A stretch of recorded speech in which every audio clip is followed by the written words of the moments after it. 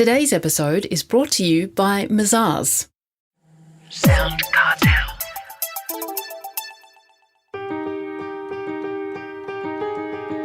From SoundCartel, I'm Nicole Goodman, and this is Business Essentials Daily.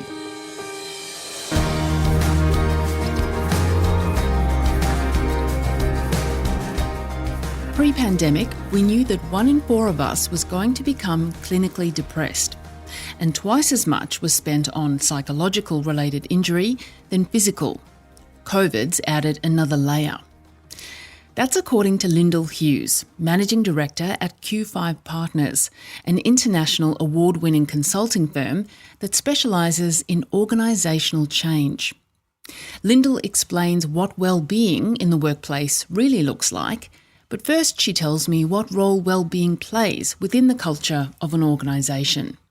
Wellbeing's a key part. So when we think about culture really can be summed up in terms of the behaviours and the actions which are enacted typically in an organisation.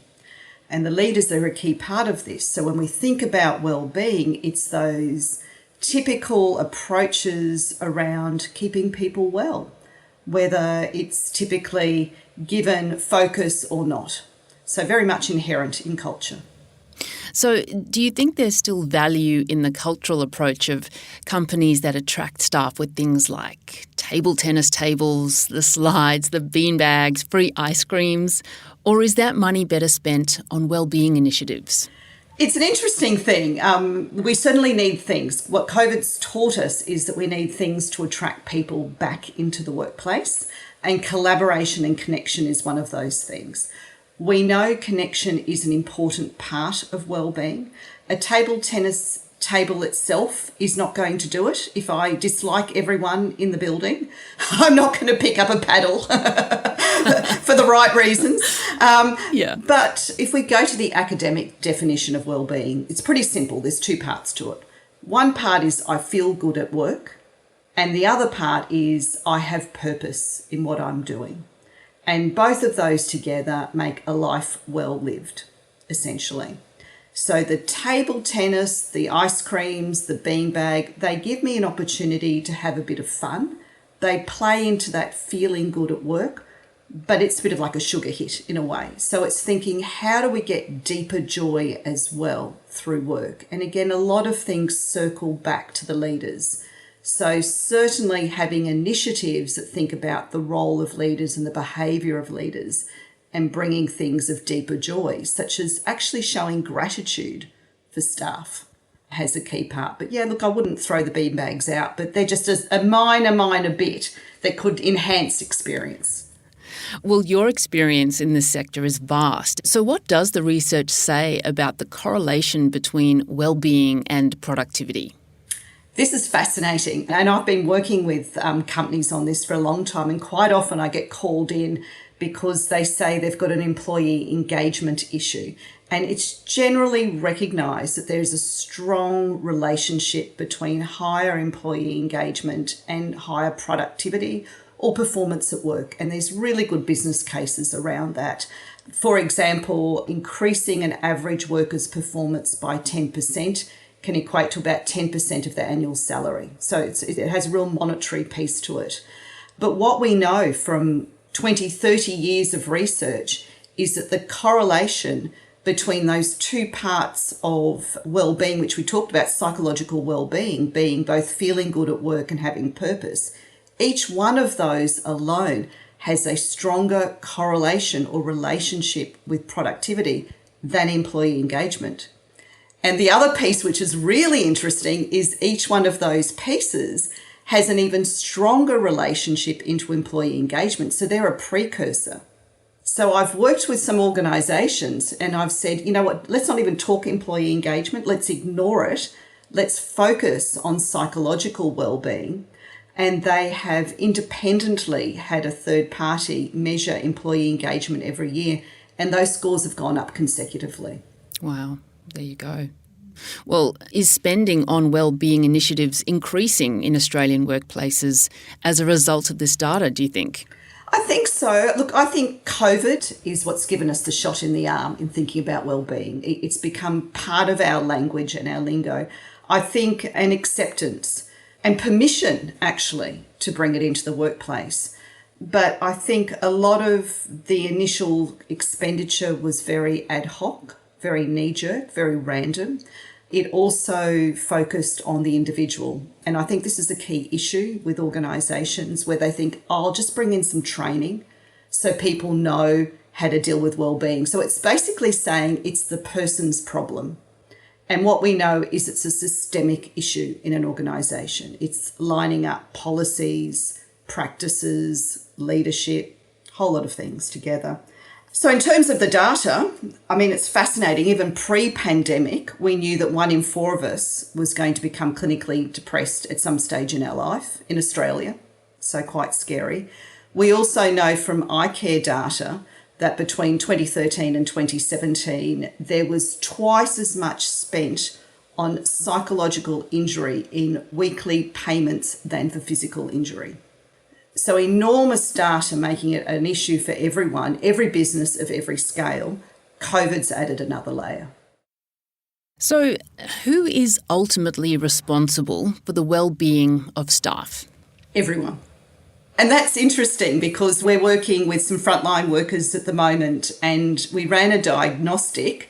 So I would say to businesses, start with science.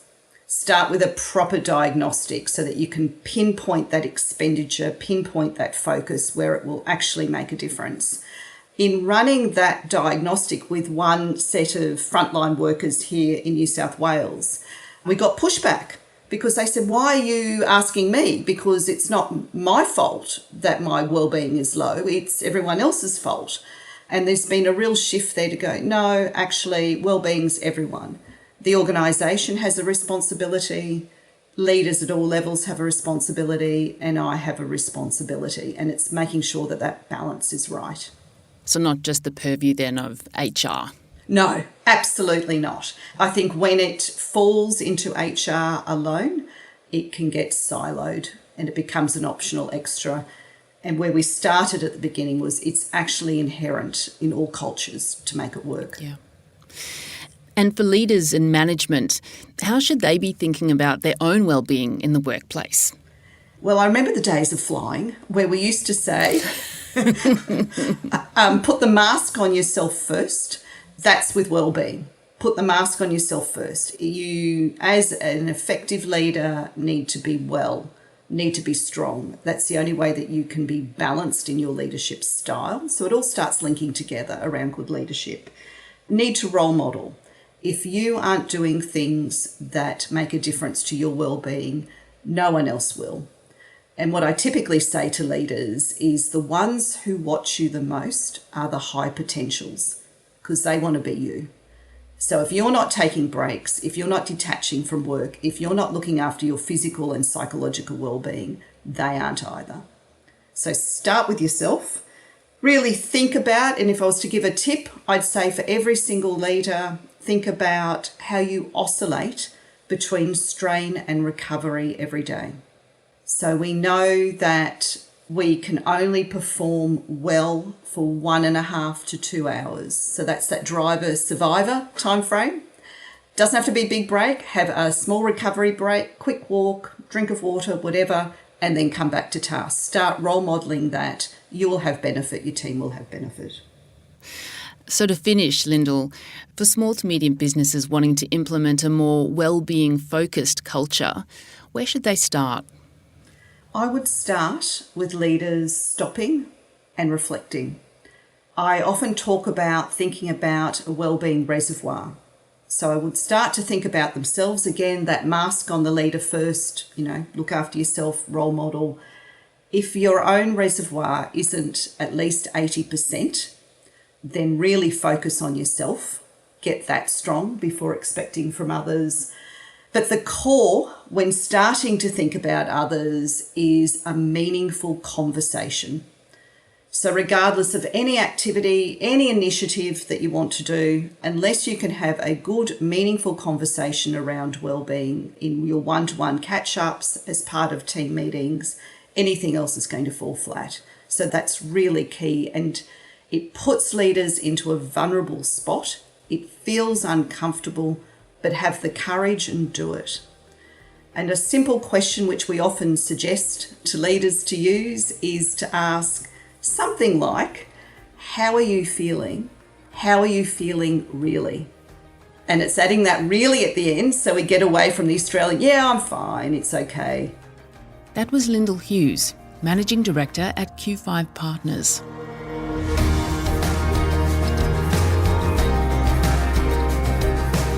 This episode of Business Essentials Daily is produced by the team at SoundCartel.